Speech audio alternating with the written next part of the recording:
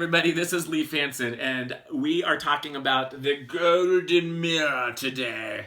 So the golden mirror came from this idea for me about, we hear about the golden rule, right? Love your neighbor as yourself. Well, that kind of assumes that you first love yourself and that you have some kind of awareness and relationship with yourself.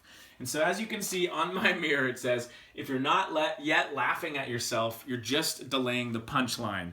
And if you don't learn to laugh at yourself, what happens is that life will humble you anyways, and you'll kind of get the punchline and you'll be laughed at. So it's much better to just humble yourself and then laugh at yourself. I call it the hum. The process of humility connects you to your humanness. But how do you get there, right? I mean, it's a little bit of a difficult thing because it's important to also take yourself seriously. You want, just like we've been talking about in the last two videos, you want to be in touch with what's important to you and what's meaningful and valuable and what you really believe in. And those are kind of serious things. We're in a world right now that's full of serious shit going down. But if we take ourselves too seriously, we burn out, we stress out, we get frustrated and angry and bitter, and crap starts to happen. So what you have to do is recognize that in this brain, you can't, I wish I could open up for you, but there are these different parts that have evolved over the years, and they have different needs, you know, from the earliest reptilian needs to the more adapted prefrontal cortex that's interested in purpose to the mammalian part of your brain that has social needs, and they often are in conflict.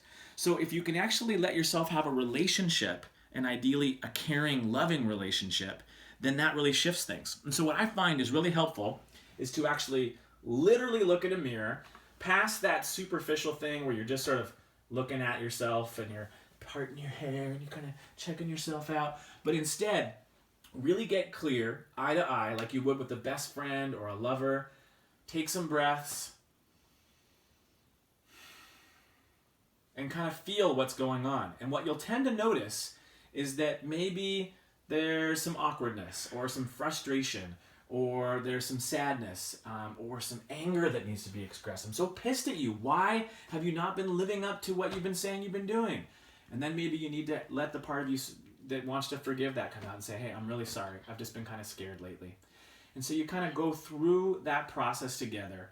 Usually it's around sorry and forgiveness, gratitude, love, things like that. But just play with those things and see what wants to come up. And don't forget, if you're not laughing at yourself, you're just delaying the punchline.